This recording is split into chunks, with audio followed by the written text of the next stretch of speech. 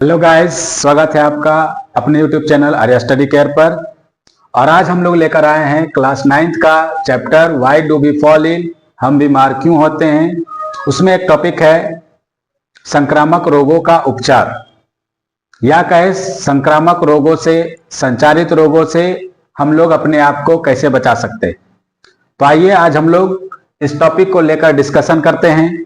तो इसमें सबसे पहले हम लोग देखेंगे, टॉपिक का नाम है संक्रामक रोगों का उपचार। इसके अंतर्गत हम लोग पढ़ने वाले हैं रोगों के लक्षण एवं प्रभावों को कम करके। दूसरा देखेंगे रोगाणुओं को पहचान कर समाप्त करके। तीसरा देखेंगे प्रतिजैविक का इस्तेमाल करके, जिसको हम लोग एंटीबायोटिक के नाम से जानते हैं। फिर हम लोग देखेंगे टीका और टीकाकरण का इस्तेमाल करके, जैसे टीका को जिसको हम लोग जानते हैं वैक्सीन के नाम से, और टीका को देने की प्रक्रिया जो होगा वो कहलाएगा वैक्सीनेशन या टीकाकरण। लास्ट जो हम लोग देखेंगे संक्रमित रोगी के संपर्क में जाने से बचकर। तो इन सारे टॉपिक का आज हम लोग इस वीडियो के माध्यम से डिस्कशन करना चाहेंगे। तो सबसे पहले हम लोग आते हैं कि संक्रामक रोग का उपचार अगर करना चाहते हैं तो जनरली किसी को किसी तरह की अगर बीमारी होती है या रोग होता है तो वो क्या करता है, केमिस्ट के शॉप में जाते हैं, अपने रोगों के लक्षण या पहचान को बताते हैं और उसके अनुसार वो दवा लेते हैं। तो सबसे पहला ही टॉपिक रखा गया है कि रोगों के लक्षण एवं प्रभाव को कम करने के लिए हम लोग दवाओं का इस्तेमाल करते हैं। दवाओं के इस्तेमाल के द्वारा हम लोग उस रोग के लक्षण को या प्रभाव को कम कर देते हैं। अगर उस व्यक्ति को, पर्सन को पूरा आराम जैसा महसूस होता है, उसे लगता है वो ठीक हो गया, फिर वो छोड़ देता है। लेकिन कई सारे ऐसे केस में देखा जाता है कि दवा खाते हैं, आराम होता है, फिर से धीरे धीरे वो लक्षण वापस आने लगते हैं। फिर उस केस में हम लोग क्या करते हैं कि इसका मतलब है कि वह पर्सन या व्यक्ति जो है वो अच्छे ढंग से ठीक नहीं हुआ है।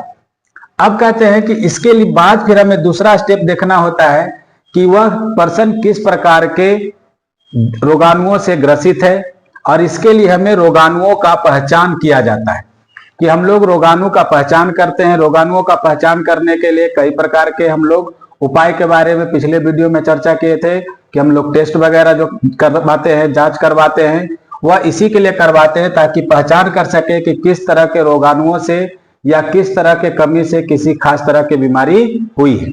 अब उस रोगाणुओं को अगर पहचान कर लिया जाता है तो रोगाणुओं को पहचान करके करेंगे क्या। तो रोगाणुओं का पहचान करने के पीछे एक कारण होता है कि हमें उसके द्वारा इस्तेमाल किया गया जैव रासायनिक प्रक्रिया जो है उसका भेदन करते हैं। भेदन करने का मतलब उस प्रक्रिया को तोड़ना। भेदन करना मतलब प्रक्रिया को तोड़ना। तो जो वो रोगाणु जो हमारे शरीर के रासायनिक प्रक्रम का इस्तेमाल कर एनर्जी प्राप्त कर रहे हैं, या कहे उससे वो ऊर्जा प्राप्त कर अपने आप को जीवित रख रहे हैं, वृद्धि कर रहे हैं, उसी को जैव रासायनिक प्रक्रिया का भेदन के रूप में जाना जाता है कि वो हमारी प्रक्रिया का इस्तेमाल करके अपने आप को ग्रोथ कर रहा है। तो हम लोग उस जिस प्रक्रिया के तहत वो अपना एनर्जी गेन कर रहा है उस प्रक्रिया को तोड़ने का काम करते हैं। तो इस पर हमें समझ लेना है कि जैव रासायनिक प्रक्रिया है क्या। तो जैव रासायनिक प्रक्रिया के बारे में कई बार क्लास में चर्चा हो चुकी है कि जैव रासायनिक प्रक्रियाएं हमारे शरीर के अंतर्गत होने वाले कई सारे ऐसी प्रक्रियाओं को शामिल किया जाता है जिससे वह जीव अपने आप को जीवित रखने में सक्षम होता है। लेकिन इसमें एक खास प्रक्रिया है जिसको कहा जाता है कि जैव रासायनिक प्रतिक्रिया के अंतर्गत जीव जो होते हैं अपने शरीर को ऊर्जा पहुंचाते हैं या ऊर्जा गेन करते हैं। जिसमें क्या होता है कि जीव अपने ऊर्जा प्राप्ति के लिए भोजन का इस्तेमाल करते हैं और उसी भोजन से वह ऊर्जा प्राप्त करते हैं। अब उस भोजन से ऊर्जा प्राप्त करने के दौरान कई सारे स्टेप्स होते हैं, कई सारे क्रम होते हैं, चरण होते हैं, जिसके तहत हमारे भोजन से ऊर्जा का निर्माण होता है। अब हम लोग कहें जो भोजन हम लोग इस्तेमाल करते हैं जनरली, अगर हम लोग उसको ग्लूकोज कह रहे हैं तो ग्लूकोज से एनर्जी बनने तक उसके बीच में एक स्टेज आता है पायरुविक एसिड बनना। तो पायरुविक एसिड जब बनेगा तभी उससे टूटकर एनर्जी बनता है। अब ग्लूकोज से पायरुविक एसिड बनने तक भी कई सारे ऐसे क्रम होते हैं जो धीरे धीरे होते रहते हैं। अब इन्हीं के बीच के क्रम को वो क्या करता है, तोड़ दिया जाता है, क्योंकि यह जैव रासायनिक प्रक्रिया है और इसके बीच के प्रक्रिया को हम लोग तोड़ने का काम कर रहे हैं, इसीलिए इसका नाम दिया है जैव रासायनिक प्रक्रिया का भेदन। अब ये हम भेदन क्यों करेंगे, ताकि जो रोगाणु हमारे शरीर के अंतर्गत है या अंदर है, उसे इस प्रकार के प्रक्रिया के दौरान जो ऊर्जा मिल रही थी वो ऊर्जा मिलना बंद हो जाए और धीरे धीरे वो निष्क्रिय हो जाए या नष्ट हो जाए, जिससे हम लोग ठीक हो जाते हैं। क्लियर है साथियों? आई होप कि अब अच्छे ढंग से समझ में आ रही होगी। नेक्स्ट हम लोग बात करेंगे एंटीबायोटिक का, जिसे हिंदी में प्रतिजैविक के नाम से जाना जाता है। कि एंटीबायोटिक का इस्तेमाल क्यों किया जाता है? तो इसी तरह के जैव रासायनिक प्रक्रियाओं के भेदन के लिए एंटीबायोटिक का इस्तेमाल किया जाता है। एंटीबायोटिक क्या है, हम लोग जस्ट आगे चर्चा करेंगे कि एंटीबायोटिक कहते किसको है। अभी हम लोग ये जान रहे हैं एंटीबायोटिक एक ऐसी दवा है जो हम लोग प्राय बीमार होने पर जाकर के लेते हैं, और वह करता क्या है, हमारे शरीर के अंदर जाकर के जैव रासायनिक प्रक्रियाओं का भेदन करता है, जिससे हमारे शरीर के अंदर मौजूद जो रोगाणु है धीरे धीरे निष्क्रिय होते हैं और नष्ट हो जाते हैं, जिससे वो पर्सन ठीक हो जाता है। नेक्स्ट हम लोग बात करते हैं कि संक्रामक रोगों के उपचार के लिए हम लोग वैक्सीन का इस्तेमाल करते हैं। किसका इस्तेमाल करते हैं? वैक्सीन का, या कहें टीके का। और वैक्सीन देने की जो प्रक्रिया है या जिस प्रक्रिया के द्वारा वैक्सीन को किसी जीव के अंदर पहुंचाया जाता है, उस प्रक्रिया का नाम दिया जाएगा वैक्सीनेशन या टीकाकरण। इसीलिए टीका एवं टीकाकरण के माध्यम से भी हम लोग संक्रामक रोगों का उपचार कर सकते हैं। और लास्ट जो हम लोग टॉपिक रखे जिसमें कहते हैं किसी संक्रमित रोगी के संपर्क में जाने से बचकर। मतलब कई सारे संक्रमित बीमारी ऐसे हैं जो संचारित बीमारी भी होते हैं, यानी कई सारे ऐसे इन्फेक्शियस डिजीज हैं जो कम्युनिकेबल डिजीज हैं, जिसके बारे में हम लोग लास्ट वीडियो में चर्चा किए थे कि कम्युनिकेबल डिजीज है क्या, वैसा डिजीज जो एक संक्रमित व्यक्ति से दूसरे स्वस्थ व्यक्ति में फैलता है। तो वैसे बीमारी को हम लोग संक्रमित बीमारी और संचारित बीमारी दोनों कहा जा सकता है। अब हम लोग बात करेंगे कि बचने के कई सारे तरीके होते हैं, कई सारे ऐसे क्रिया होती है जिसके द्वारा हम लोग संक्रमित रोगी से बच सकते हैं। जैसे कि हाल के दिनों में आपने सुना होगा कोरोना वायरस के नाम से होने वाली बीमारी कोरोना, जिससे बचने के लिए बहुत सारे लोगों ने बहुत सारे उपाय किए, सैनिटाइजर का इस्तेमाल किए, मास्क का इस्तेमाल किए, कीप डिस्टेंस का इस्तेमाल किए, 3 फीट की दूरी वगैरह का स्लोगन लगाए, जीना है जरूरी 3 फीट की दूरी वगैरह।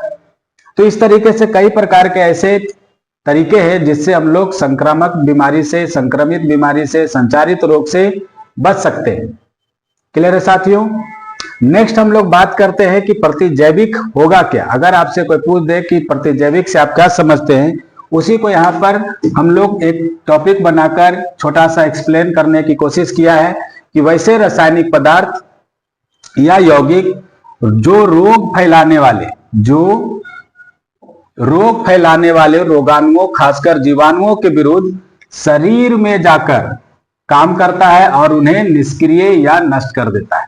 यहां पर जो हम लोगों ने लिखा है कि शरीर में जाकर काम करता है और उन्हें निष्क्रिय और नष्ट कर देता है, कहने का मतलब कि शरीर में जाकर वो क्या करेगा, यही काम करेगा, जैव रासायनिक प्रक्रिया का भेदन।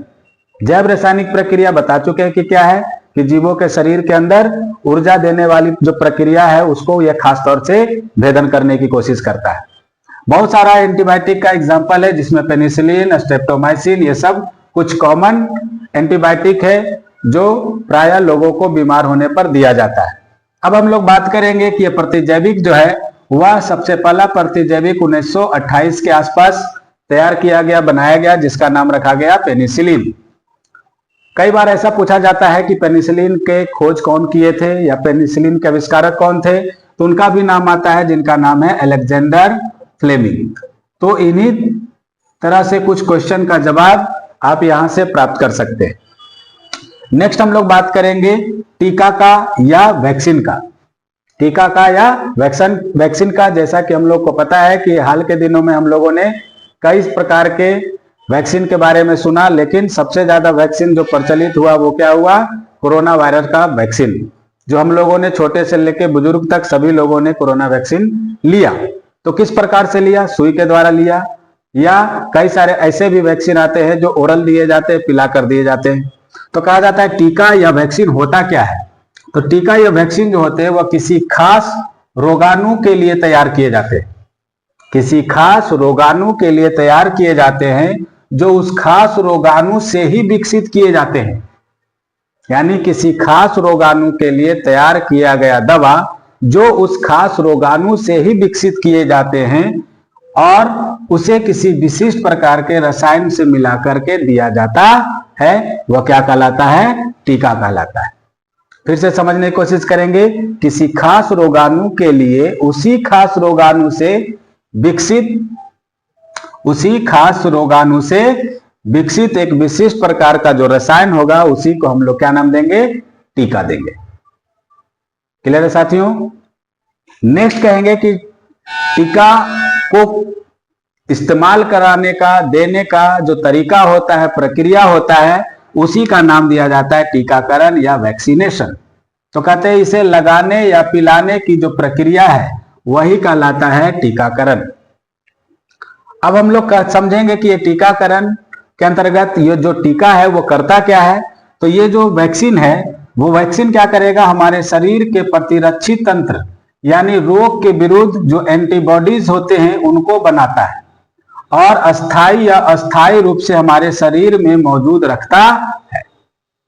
वो वैक्सीन हमारे शरीर के अंदर जाएगा, वो हमारे शरीर के अंदर जा करके हमारे शरीर के अंदर जो इम्यून सिस्टम है, प्रतिरक्षी तंत्र है, वो प्रतिरक्षी तंत्र जो किसी रोग के विरुद्ध काम करता है, वहां पर जाकर के एंटीबॉडीज बनाते हैं और वह हमारे शरीर के अंदर अस्थायी या अस्थायी दोनों प्रकार से यानी अलग अलग प्रकार के ये जो वैक्सीन होते हैं वह तैयार किए जाते हैं। कई वैक्सीन ऐसे होते हैं जो एक बार शरीर के अंदर गया तो वो ताउम्र आपके शरीर में अस्थायी रूप से बने रहते हैं।